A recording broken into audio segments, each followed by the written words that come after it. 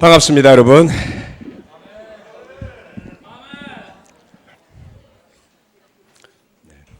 한 모금 하고 오늘 주중 예배죠? 그래서 우리 모두가 정말 가볍게 나눌 수 있는 말씀을 준비해 왔습니다.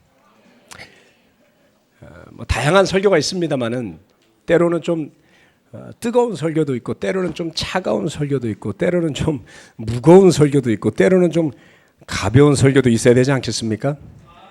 그래서 오늘 저는 가벼운 설교를 가지고 왔습니다. 네, 잠시만요. 포인트를 좀 가져.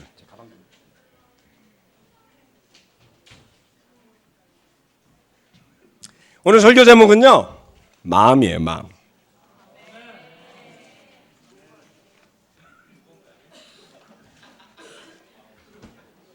무거운 거 아니냐고 물어보시는 분이 앞에 앉아 계신데 곧 회개하게 되실 거예요.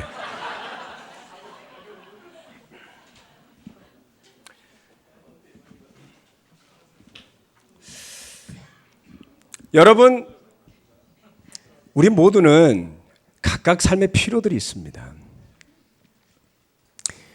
그리고 우리 모두는 각각 내 삶 앞에 닥쳐와 있는 짐들, 도전들도 있죠. 때로는 그 도전들이 아주 상쾌하게 느껴질 때도 있고요. 때로는 그 도전들이 너무 무겁고 부담스러워서 도망가고 싶은 그러한 순간도 있을 겁니다. 지난주에 우리 호프 골프 대회가 있었습니다마는 그 대회에 아주 베테랑으로 치시는 분이 참가를 했어요. 근데 그분이 이런 말씀을 하시더라고요.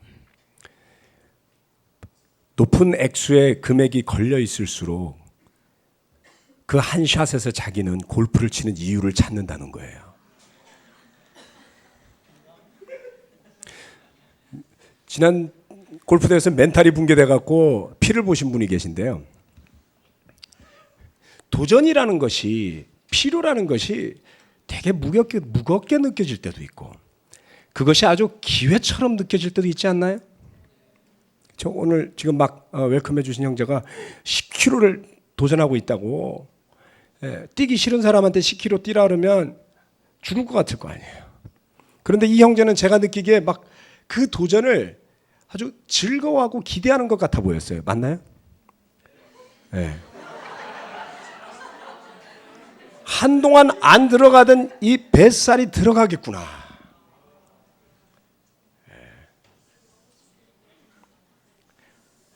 골프공을 칠 때는 그 수준이 전혀 제가 안 되기 때문에 담대하게 칠 수가 없어요. 근데 제가 담대해지는 때가 있습니다. 자신이 있을 때가 있어요. 그건 언제냐면 산에 가서, 등산을 가서 오르막이 딱 나올 때예요. 대부분의 사람들 오르막이 딱 나오면 헉! 이런단 말이에요. 그렇죠. 저하고 같이 우리 등산 같이 가본 형제들은 좀 이해하시겠지만은 기분 나빠하지 마시고 들으세요. 저는 제가 등산 간 이유를 그 오르막을 내가 오를 수 있는 가장 빠른 속도로 올라가는 데서 찾습니다. 심장이 막 퍽퍽 터질 것 같아요. 그 순간에 콜레스테롤이 녹아드는 느낌이 나고, 별로 없지만 지방이 태워지는 것 같고, 그리고 그 숨이 턱까지 차오르면서 드디어 그 오르막, 가파른 오르막의 끝이 보일 때는 힘이 더 나요. 딱 올라섰을 때 끝났다, 이런 느낌이죠. 물론 여기에서 그치는 게 문제예요. 제 삶의 다른 많은 문제들 앞에서 저는 그렇게 느끼지 못하는 경우가 많습니다. 여러분들도 어떤 도전 앞에서는 두려워 떨 거예요. 어떤 문제 앞에서는 콩알만해집니다. 그런데 잘 살펴보시면 어떤 도전 앞에서는 희열을 느끼면서 내가 이것을 정복하고 내가 이것을 극복한다면 어떻게 될까를 생각하는 사람으로 변할 수도 있다는 것입니다. 어제 오늘 엊그제부터 3일간에 걸쳐서 EBS에서 아주 특별한 프로그램을 방영하고 있는데요. 이 프로그램의 제목은 7일간의 여행인가 뭐 그런 거예요. 보신 분들이 있을 겁니다. 집 파워포인트 한번 틀어주실래요? 앞에 불 좀 꺼주시고요. 여기에 보이는 사람들 누군지 잘 모르시겠죠? 예, 가까이 보면 보이는데 누군지 잘 모르실 거예요. 아마 나이 드신 세대분들은 좀 아실 텐데, 예, 여기에 보면 옛날에 노란 샤스 입은 그 노래 아세요? 이분이 그 노래 불렀던 사람이에요. 그 다음에 이분은 오발탄이라는 80년대 그 시사 프로그램 같은 걸 운영했던 그분입니다. 오승용. 예. 그 다음에 천규덕 씨 이분일 거예요. 프로레슬러. 우리 70년도에는 스포츠라는 게 없었어요. 그때는 유일한 우리가 관람할 수 있는 스포츠는 레슬링이었어요. 기억나세요? 흑백 TV 시절에 이거 기억하시는 분들 나이 드신 분들이에요. 네. 예. 그 다음에 남성남 코미디언. 예. 아시는 분들 아실 겁니다. 이거 어느 분이더라? 잘 모르겠어요. 자, 이분들이 모였는데 평균 나이가 82.9세예요. 예. 다음 장이요. 예. 그래서 다 같이 모였는데 여기에 규칙이 있습니다. 그 규칙이 뭐냐면 딱 30년 전으로 시계를 되돌린 거예요. 그래서 생활 수칙이 이거예요. 나는 1982년도에 와 있다. 두 번째는 나는 1982년도에 맞게 말하고 행동하고 생각한다. 세 번째, 모든 일을 나는 스스로 한다. 82살 정도 되면 스스로 하지 않는 일들이 많습니다. 그래서 이 30년 전에 멋지게 차려입고 이렇게 서 있던 분들이 어떻게 됐냐면 다음 장. 이렇게 됐어요.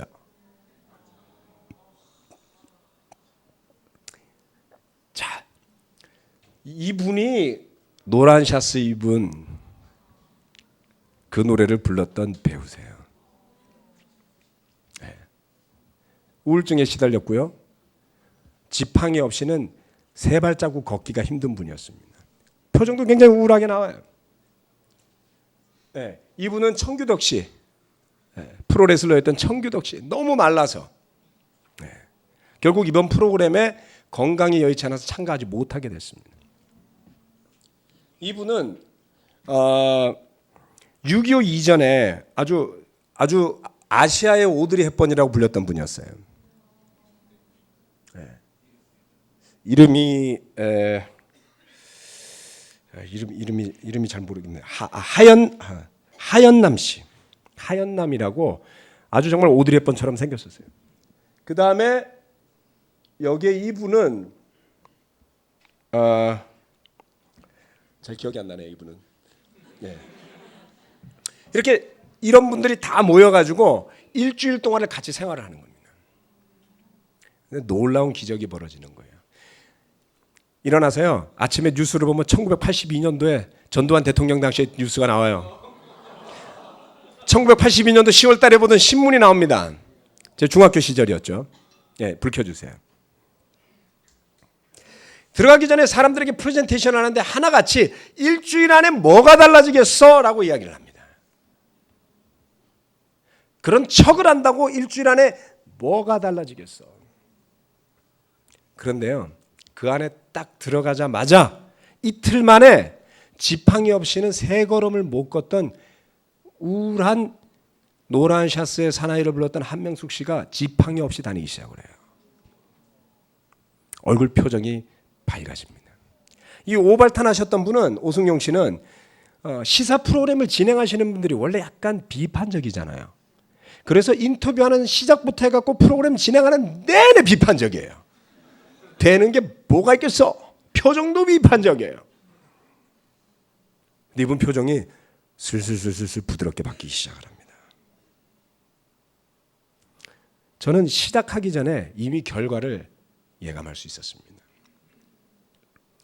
30년 전으로 시계를 되돌려서 그 자리에 있는 것처럼 행동하고 말하는 것만으로도 분명한 변화가 있을 것이다라고 저는 믿었습니다. 오늘 마지막 회가 방영이 됩니다. 마음의 차이인 것이죠. 일주일 만에 자신이 30년 젊었을 때 생각을 하고 말을 하고 행동을 함으로써 언어 인지력부터 시작해서 육체, 신체 활동력까지도 현저하게 달라진다는 사실이에요. 성경 말씀으로 가봅시다. 마가복음 3장입니다. 마가복음 3장 1절에서 6절 말씀입니다.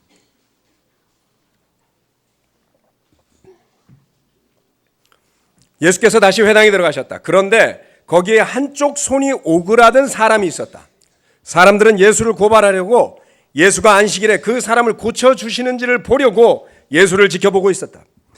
예수께서 손이 오그라든 사람에게 말씀하셨다. 일어나서 가운데로 나오너라. 그리고 예수께서 그들에게 말씀하셨다. 안식일에 선한 일을 하는 것이 옳으냐 악한 일을 하는 것이 옳으냐 목숨을 구하는 것이 옳으냐 죽이는 것이 옳으냐. 그들은 잠잠하였다. 예수께서 노하셔서 그들을 둘러보시고 그들의 마음이 굳어진 것을 탄식하시면서 손이 오그라든 사람에게 말씀하셨다. 손을 내밀어라. 그 사람이 손을 내미니 그의 손이 회복되었다. 그러자 바리새파 사람들은 바깥으로 나가서 곧바로 헤롯 당원들과 함께 예수를 없앨 모의를 하였다. 이 장면은요, 이 자리에는 몇몇 부류의 사람들이 함께 모여 있는 것을 볼 수가 있습니다. 우선 첫 번째는 손이 오그라든 환자예요. 또 그것과 무관하게 무관심한 구경꾼들이 있었습니다. 그리고 또 한 부류는 예수님이 뭔가를 하면 고발하려고 지켜보는 사람들이 함께 뒤섞여 있었죠. 여러분이 환자라고 생각해 보세요. 오그라들었던 손이 펴졌어요. 손이 오그라들면 얼마나 힘든지 아세요? 목 디스크 걸리신 분들, 손이 저리신 분들, 30대 미만은 잘 안 걸리니까 40 넘어가면 이제 걸리기 시작합니다.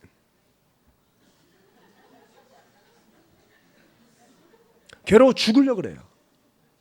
손이 저린 것만 갖고도 오그라들지도 않았어. 근데 여러분의 손이 오그라들었는데 그것 때문에 고통스러워서 잠도 못 자고 평생을 무시당하고 그러고 살았는데 그 손이 펴졌으면 여러분은 어떻게 느낄까요? 여러분의 마음은 어때요? 너무 좋지 않아요? 네, 한번 웃어보세요. 내 손이 펴졌어요. 아직도 손이 오그라든 사람들이 있어. 피셔야 돼요. 이 사람이 얼마나 환하게 웃었을까요? 얼마나 기뻤을까요? 그렇죠? 얼마나 신기했을까요? 그리고 여러분이 구경꾼이었다라고 생각합시다. 구경꾼의 모드로 돌아가자. 어때요? 요즘 하는 말로 헉 있잖아요. 헉. 카톡에다가 막 날렸을 거예요. 이럴 수가. 우리 젊은 친구들은 헐. 그리고 더 젊은 친구들은 쩐다 그랬겠죠? 좀 살벌하게 가는 평범한 친구들 그 앞에다 기억자도 붙이고. 표현은 다양할지 모르지만 우리 모두는 놀랐을 거예요. 놀라지 않았을까요? 어떻게 이런 일이 있을 수 있어? 그 다음에 예수님을 바라봤을 거예요. 나는 뭐 고칠 거 없나? 집안에 두고 온 어머니 생각, 아파서 고생하는 친척 생각. 이렇게 해서 예수님 주변에 모이는 사람들이 구름대처럼 많아지게 됐던 거예요. 그렇죠? 그런데 또 다른 부류가 있었어요. 그들은 누구였냐면 고발하려는 사람들이었습니다. 우리는 이렇게 생각하잖아요. 영화처럼 고발하려고 왔는데 예수님이 기적을 행하니까 놀라가지고 회개하고 엎드리는 사람. 이게 왜 성경책에는 안 나오는지 몰라. 그런데 사람이 그렇습니다. 고발하려고 작정을 하고 왔기 때문에 절대로 거기에선 좋은 소식을 찾을 수가 없어요. 멀리 안 가셔도 됩니다. 우리나라 정치권을 보시면 알 수 있어요. 아무리 여당이 잘해도 야당은 트집 잡을 수 있어요. 한나라당이 야당일 때는 한나라당도 그랬고 민주당이 야당일 때는 민주당도 그렇고 그렇죠. 예. 그래서 발목 잡기 공화국의 우리나라가 뭐 그렇게 해서 민주주의는 발전하니까 제가 정치의 비판적이라고 또 가서 설교 말씀 중에 정치 이야기하셔서 제발 그러지 말아 주시길 부탁드리겠습니다. 포인트는 그게 아니니까요. 이 비판적이었던 사람들이요. 그 자리를 무시하고 돌아서는 사람들이요. 그런데 참 흥미로운 게 있어요. 이 사람들이 나중에 예수님을 또 찾아와요. 마가복음 8장 가볼까요?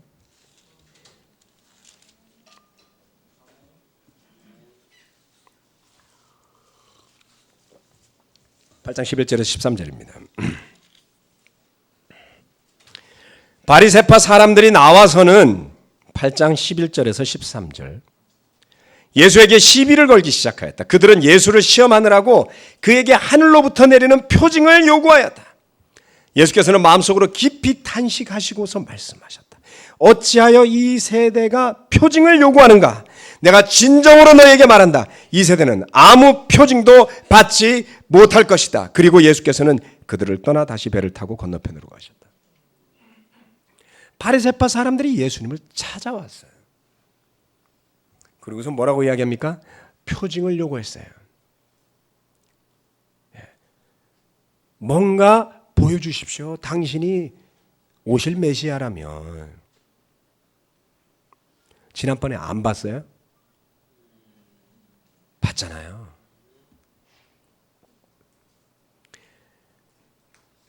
기적이 일어나는 것을 봤는데 그것이 자기들이 정한 규정에 어긋났기 때문에 받아들이지를 못해요. 무시하는 것이죠. 안식일을 지켜야 한다는 율법이 나쁜 것이 아니라 그 안식일의 규정을 놓고 그 율법을 놓고 자기들이 만든 규정을 덧붙여서 그 규정에 어긋난 것을 하나님으로부터 온 것이라고 받아들일 수 없게 만든 자가당착적인 가치관이 문제였던 거예요.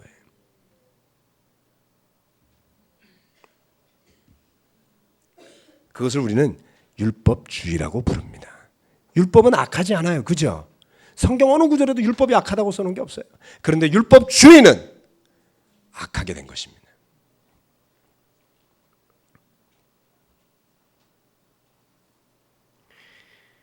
안타깝게도 바리새인들은 메시아라면 기적을 당연히 행해야 되라는 자기들의 메시아 감별법을 가지고 있었어요. 저도 그 내용을 구체적으로는 다 모릅니다. 바리새파 사람들을 만나서 배우려고 생각은 해봤는데 만날 길이 없어서 아직은. 아직도 기다리고 있으니까 판별법 좀 가르쳐 주세요. 그럼 가르쳐 줄 거예요. 그런데 정작 기적이 일어났을 때 그것은 무시했단 말이에요. 이것이 바로 자가당착입니다. 왜요? 마음이 이미 비뚤어져 있어요. 방향이 이미 잘못 가 있어요. 그런 사람 앞에는 바른 것을 놔도 바른 것처럼 보이지 않게 되는 것이죠. 내지는 이미 비뚤어진 그 마음을 되돌리기 위해서는 정말 어마어마한 양의 긍정적이고 그 사람의 마음을 돌릴 만한 기적이 일어나야만 하는지도 모릅니다. 사울의 눈이 어두워졌던 것처럼. 그런데 하나님은 모든 사람에게 그와 같은 기적을 주시진 않는다는 거예요. 이것은 무슨 이야기냐면 우리가 제자로 살아가면서 느끼고 경험하는 많은 문제와 관련이 있습니다.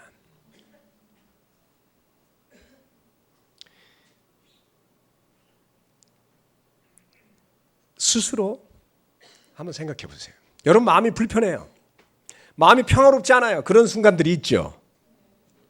구체적으로는 거론하지 않겠습니다. 여러 사람 불편해질 수 있으니까. 제자들마다 경우는 다르지만 마음이 막 불편해지는 순간이 있어요. 그럴 때 우리가 앉아갖고 평안하라, 평안하라, 평안하라. 그런다고 평안해지면 얼마나 좋겠습니까? 막 화가 났어요. 화내지 마, 화내지 마, 화내지 마. 그런다고 화가 없어지면 얼마나 좋겠어요. 사랑하는 마음이 안 생겨요. 사랑해, 사랑해, 사랑해. 혼자 앉아서 100번을 한다고 될 일이 잘 아니죠. 어렵습니다.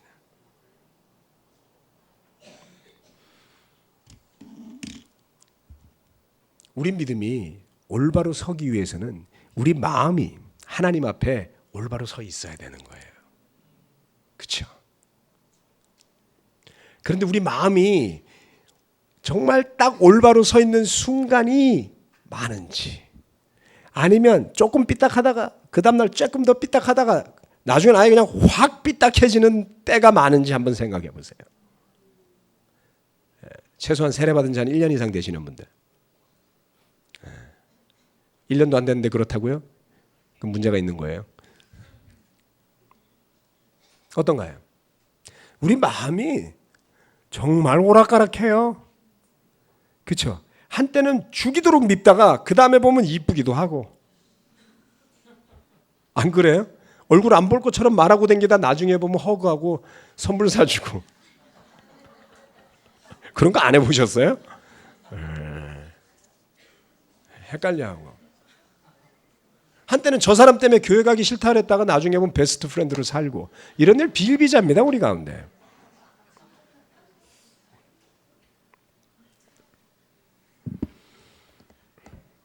잠언 22장 5절 말씀에 제가 읽겠습니다. 잠언 22장 5절. 마음이 비뚤어진 사람의 길에는 가시와 올무가 있으나 자기 영혼을 지키는 사람은 그런 길을 멀리 한다.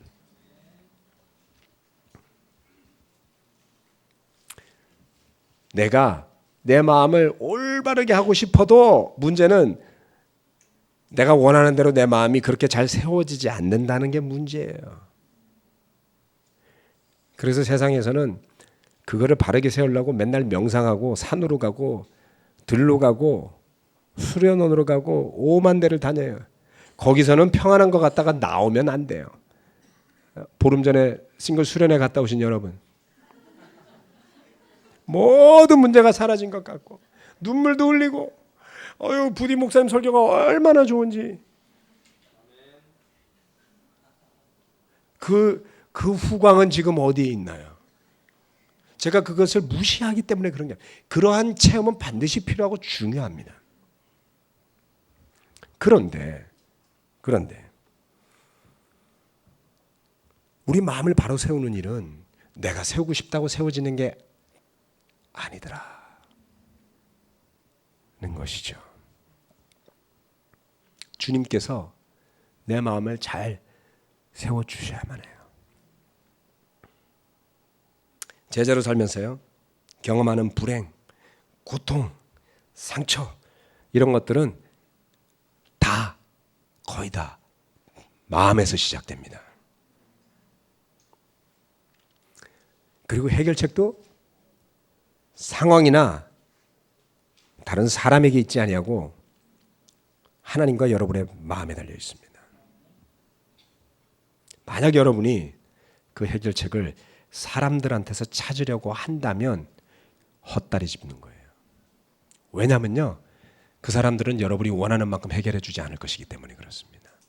아니요, 그럴 능력이 없는지도 몰라요. 마음은 원이로 돼 육신이 약하다면서요. 그런 사람들이 우리 안에 너무 많은 거예요. 저를 포함해서. 마음만 원이에요. 표정도 안 따라주고 말도 안 따라주고 행동도 안 따라줄 수 있습니다. 지난 한 1년 동안 저는 제자로 살아온 한 20여 년의 시간을 아주 총결산하는 1년을 보냈어요.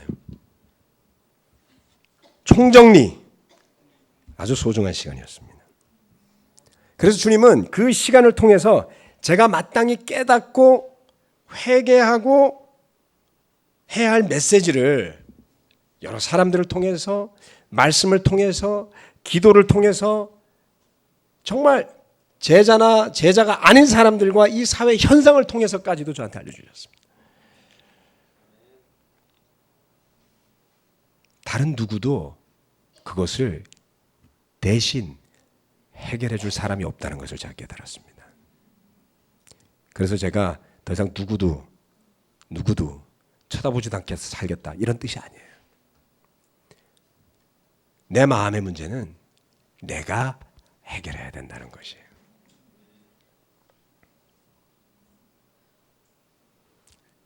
숙제는 남이 대신해 줄 수가 없습니다.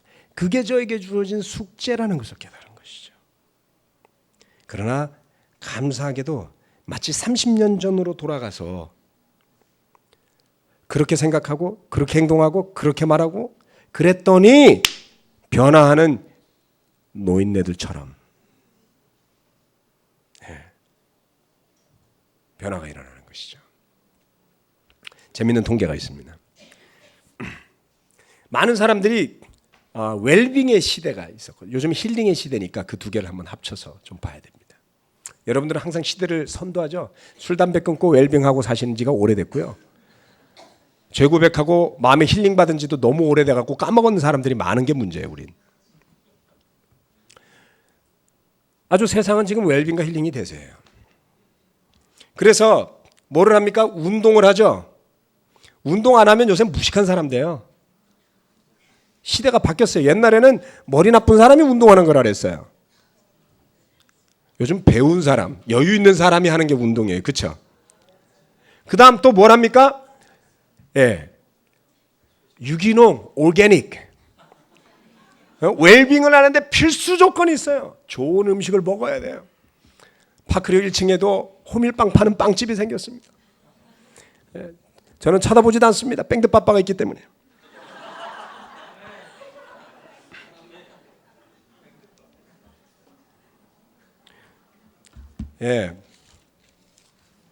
그래도 놀라운 연구 결과가 있어요.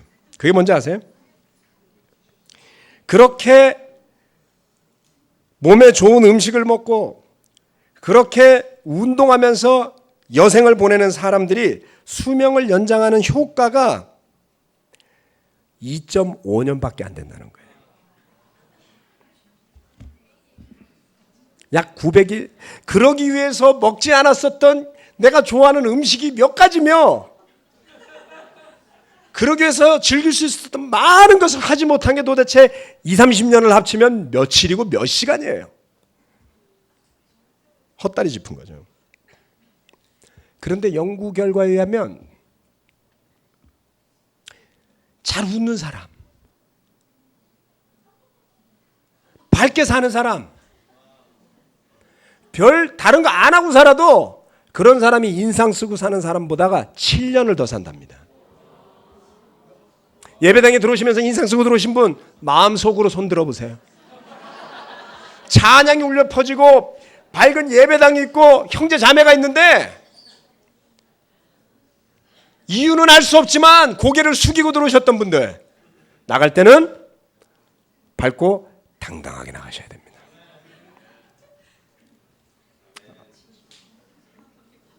아멘.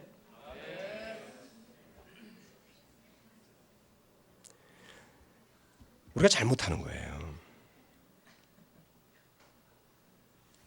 저는 많은 사람들이 제자로 열심히 살다가 지쳐서 쓰러지는 사람들을 많이 봤습니다.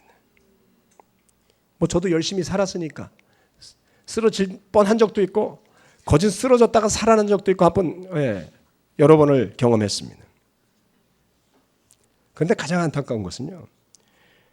그렇게 살다가 너무나도 지친 나머지 못 일어나시는 분들이에요. 그건 그야말로 누구를 위한 것이겠습니까? 영적으로 잘 살겠다고 이를 악물고 콰이타임을 하고 기도를 안 하면 죄 짓는 것 같아서 밥 세 끼는 안 먹어도 기도는 꼬박꼬박 챙기고 예배 오면 사람들이 예배를 좋은 마음으로 드리나 안 드리나 눈을 부릅뜨고 지켜보고 교회가 잘 지내나 못 지내나 노심초사 하니라고 건강 버리고 인생 낭비하고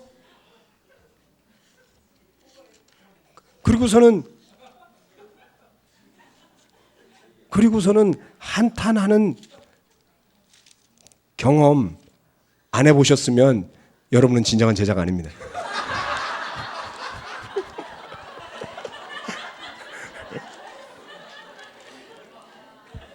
공감되세요?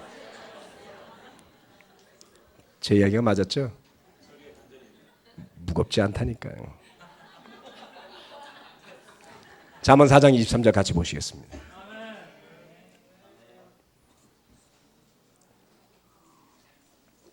잠언 4장 23절. 이 마지막 구절은 너무나 잘 알고 암송하고 가지고 살아야 할 구절입니다. 그 무엇보다도 너는 내 마음을 지켜라. 그 마음이 바로 생명의 근원이기 때문이다.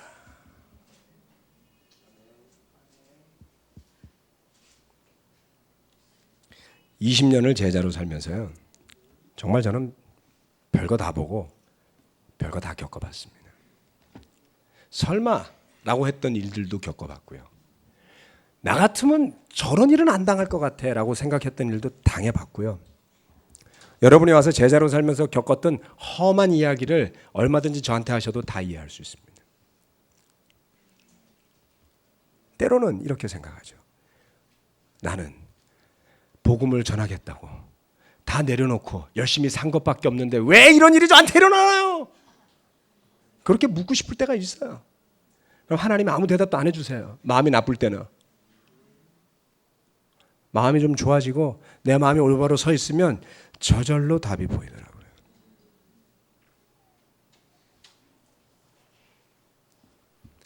마음 지키는 일은 내가 지키고 싶다고 생각한다고 지켜지지 않습니다. 하나님이 내 마음을 하나님의 은혜로 세워주시고 선하고 아름다운 길로 이끌어 주셔야지 돼요. 그렇죠? 그게 은혜 아니겠습니까? 저는 적어도 이 자리에 앉아 계신 여러분 모두는 그런 하나님의 은혜를 다른 누구보다 많이 받고 살아오신 분들일 것이라고 믿습니다. 그 은혜가 좀 더 넘치게 합시다. 우리 마음을 좀 살펴봐야지 돼요. 그 열심이 마음에서 나온 것인데 우리가 미련한지라 열심히 마음을 끌고 갈 때도 있습니다. 가다 보면 마음은 없어지고 열심만 남는 때도 있어요. 그러면 마음을 추스리고 어디다가 흘리고 마음을 찾아야 될 때다 이렇게 생각하시면 돼요. 제자로 살다 보면 어느 한순간 바닥을 경험할 때가 분명히 옵니다. 그럴 때는 정말 이전에 나타나지 않았던 별의별 희한한 현상이 다 나타나요. 그렇죠? 마치 면역이 떨어지면 이상한 병에 걸리는 것처럼. 그런데 그게 다가 아니잖아요. 건강할 때 했던 일들이 있잖아요. 건강을 되찾으면 되는 것이지 건강을 잃어버린 그 모습이 여러분의 제자의 삶의 전부가 아니라는 겁니다. 그렇지 않나요? 저는 제가 운동을 무척 싫어했던 사람이었습니다. 체육 시간에 운동장 구석에 처박혀갖고 몰래 책만 읽고 체육 선생님이 저를 너무 잘 기억하시더라고요. 사관학교 들어가고 나서 후배들 생돈 모집하러 갔더니 네가 사관학교 갔어? 이러시더라고요. 사관학교가 저를 혹독하게 굴려가지고 절반 운동 중독 상태로 만든 거예요. 그 뒤로 운동을 하고 살아오고 있습니다. 근데 운동을 하면 아내가 되게 멋진 남자라고 생각해 줄 줄 알았는데 전혀 상관이 없어요. 뭐 근육 이런 거 하지 마세요, 형제들. 자매들 별로 그렇게 임프레시브하게 생각 안 해요. 이제 시간이 지났습니다. 남한테 보여주려고 운동을 하다가 이제는 나이가 드니까 내가 아직도 젊다는 것을 느끼고 싶고 보여주고 싶어서 운동을 하게 됐습니다. 그런데 제가 저 프로그램을 보면서 한 가지를 생각했어요. 저 사람들이 30년 전으로 돌아갔으면 하는 바로 그 나이가 제 나이예요.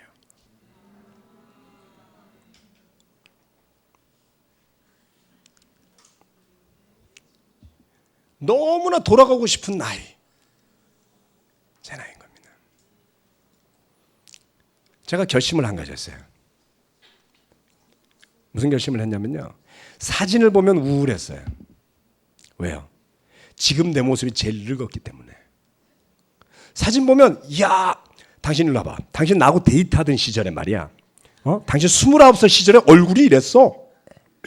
피부도 탱탱하고 주름 하나 없고 젊어 보이고, 이야, 제 얼굴도 그래요. 그렇게 생각하니까 항상 저는 늙게 사는 거예요. 제 과거는 항상 젊었거든요. 그렇죠? 늙은 사람처럼 사는 거예요. 제가 얼마나 젊은데요. 그래서 마음을 바꿔먹기로 결심했어요. 어떻게 해요? 내 인생에서 가장 젊은 순간은 지금이다. 맞지 않나요? 내년이면 지금보다 훨씬 늙어 있어요. 40 중반 넘어가기 시작하면 1년씩 달라져요. 1년씩. 30대까지는 잘 몰라. 40대 우리 싱글들도 계시죠? 네, 헉 소리가 나올 정도로 빨리. 그런데 30년 뒤에 내가 그때가 좋았는데 이러지 말자고요. 너무너무 좋은 30년이 내 앞에 있는 거예요. 제 아내가 그걸 보면서 30년 뒤면 나도 저렇게 되는 거야? 아니, 그게 아니고 30년이 남아있다고. 죽기 직전까지 나는 지금 가장 젊은 시간을 살고 있는 거예요. 맞습니까? 그러기에 우리 안에 어느 누구도 늙은 사람 없어요. 늙은 사람처럼, 나이 든 사람인 것처럼 지팡이 의존하려고 그러고 앉아가지고 커피 대접 받으려고 그러고 그렇게 살지 마세요. 그런 분들이 있어요. 아버님 어머님들이 그렇다는 뜻이 아니라 젊은 사람들이 그렇다는 뜻이에요. 나이 가지고 대접해 주기를 원하고 그렇게 살지 말자고요. 저 청바지 입고 왔잖아요 오늘. 그래서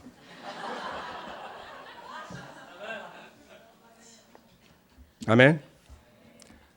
지켜야 할 것이 바로 우리 마음입니다. 내 마음이 올바로 세워져 있으면 모든 게 아름답고 넉넉하고 기쁘고 감사하게 비춰질 것입니다. 쉽지는 않아요. 왜요? 하나님께서 여러분의 마음을 올바로 세워주셔야 하기 때문에 그렇습니다. 혹시라도 여러분의 마음이 오늘 어둡다면 좌절하지 마세요. 기도하세요. 기도하세요. 주님, 제 마음 좀 밝게 해주세요. 제 마음에 뭐 심리학자들이 과거가 어떻고 가족사가 어떻고 뭐 막 이야기해도 하여간에 그것도 필요할 때가 가끔 있고요. 하지만 대부분의 경우에는 그것보다가는 하나님께서 그 마음을 올바로 세워주시면 많은 것이 치유되어집니다. 많은 것이 용서되어집니다. 희망이 생기고 믿음이 생기고 나면 갑자기 모든 게 가능한 것처럼 비춰지는 믿음의 단계에 도달할 수도 있습니다. 그것이 바로 불사조처럼 살아가는 제자들의 모습인 것이죠. 네. 그렇게 생명의 길을 향해서 가는 가장 젊은 제자들이 모인 모임이고 교회임을 저는 믿습니다. 말씀 마치겠습니다. 아멘.